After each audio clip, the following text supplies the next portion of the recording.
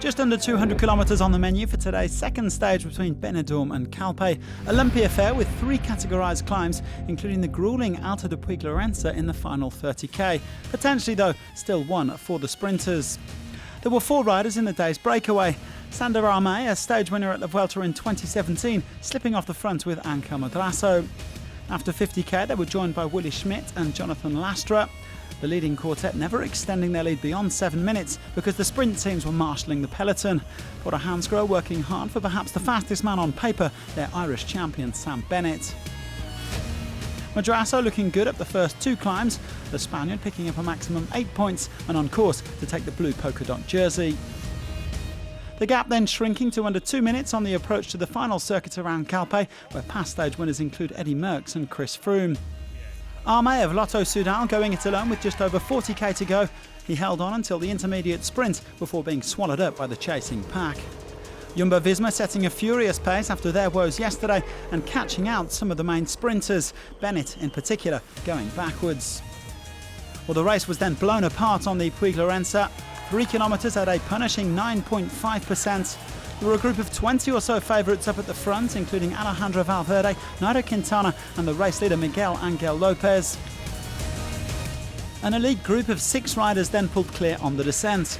Quintana joined by Primoz Roglic, Fabio Aru, Mikel Nieve, Nicolas Roche and Rigoberto Urán.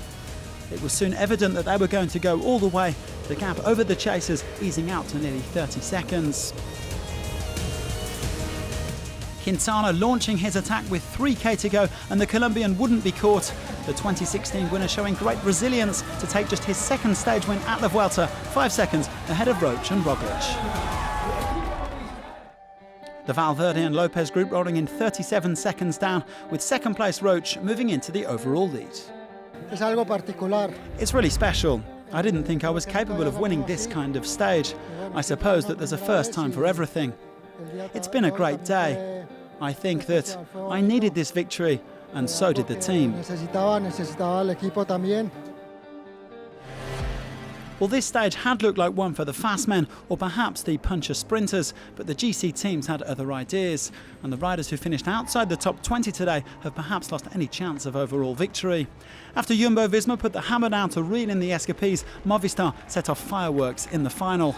World champion Valverde attacking on the final climb and Quintana then sailing to victory.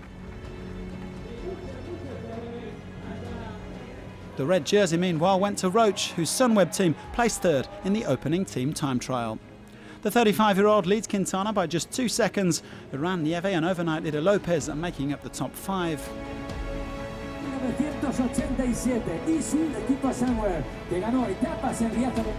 Quintana is also on top in the points classification after claiming his 8th individual stage win at a Grand Tour. Madrasso, the king of the mountains, ahead of Valverde, while Lopez is still the best young rider. Well, Nicolas Roche held the red jersey for one day back in 2013. Can he go one better in 2019?